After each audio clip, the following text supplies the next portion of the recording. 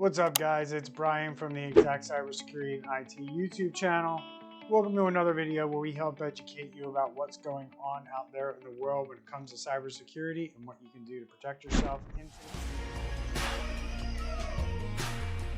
In today's video, I'm going to discuss with you these new SEC rules that have been adopted that are going to go into effect in December of 2023. And I have some information here. I'm going to be looking at my screen, so don't be in the comments yelling at me because I'm looking at my screen all the time. The idea behind it is to force investors and publicly traded companies to do cybersecurity the right way, which I've been talking about on this channel for a long time now, that the government was going to start to step in and start to ratchet up the requirements and the rules that they put on businesses around what they have to do around cybersecurity. So I'm going to go through that today in this video and what they've adopted and explain what businesses and anybody who's publicly traded or is an investor, private equity firms, M&A firms, you're going to have to do this. So you're going to have to get ready. The new cybersecurity rules adopted by the U.S. Securities and Exchange Commission, the rules are crucial, in my opinion, in establishing transparency and increasing investor protection when it comes to cybersecurity incidents. And that's the goal of this. So on July of 2023, they adopted these rules, fundamentally changing the way public companies deal with cyber risks and incidents. So let's start by unpacking these changes.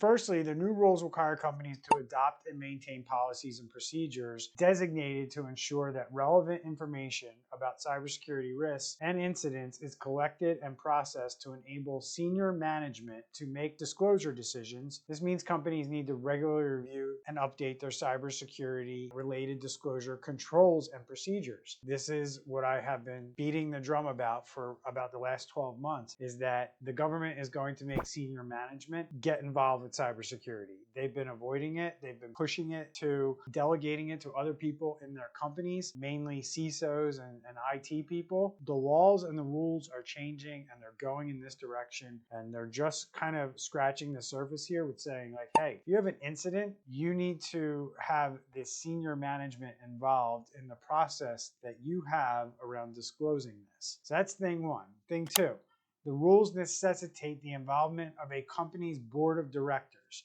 The SEC now requires a description of how the company's board administers its risk oversight function, and specifically how the board engages with management on cybersecurity risks.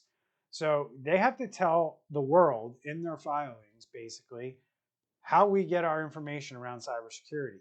Because right now, the play by most companies that I see out there, they're burying their head in the sand. They're saying that's an IT problem. That's an operations problem. That doesn't belong in the boardroom. Well, the SEC has just come out and said yesterday that it absolutely does belong in the boardroom, and you will be held responsible if you do not follow these rules. Thirdly, the rules demand companies to provide more detailed information about cybersecurity incidents. In the event of the cyber incidents, companies must disclose the nature and the scope of the incident, the financial costs, and the measures taken to address it.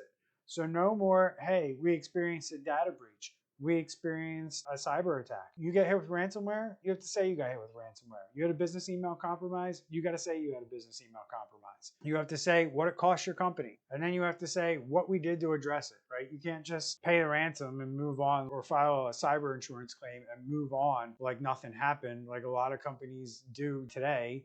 You have to address it and you have to report it to the SEC. And lastly, if a company identifies a material cybersecurity risk, it needs to discuss the nature of the material cybersecurity risk, the potential impact, and the measures taken to mitigate the risk. So this basically says, if you have a problem, this is no longer an IT problem. The whole entire company needs to discuss the nature of it and the potential impact to the business and measures taken to actually stop or mitigate the problem. That could mean a lot of different things, and that's written probably very vaguely on purpose. You're probably wondering, like, why is this important? How does this impact me? Well, these rules help increase the transparency for investors and the public. You have to understand that the detriment that businesses face if they do deal with an unfortunate event like ransomware, they're faced with making the decision of whether they need, if they can stay in business or not. That's really what it boils down to when businesses get to the end of the road when it comes to the ransomware event, which could take years. The reality of it is that having a clear picture of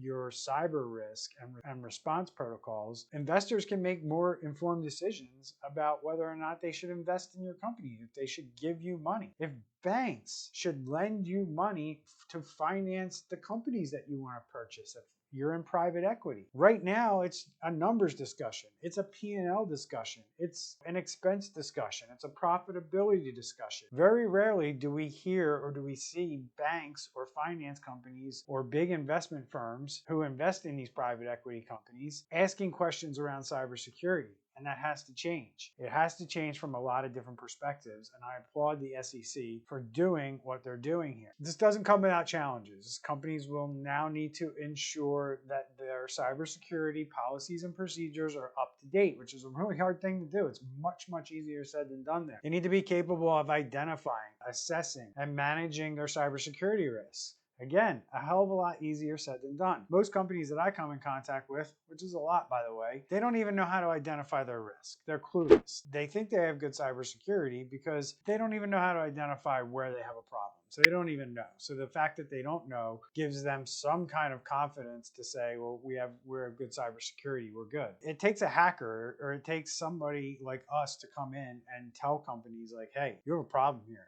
and you need to address it. And that's a big gap that we're seeing that the SEC is identifying and saying businesses need to get better at this. Communication between the board of directors and management needs to be robust and efficient. It's non-existent right now.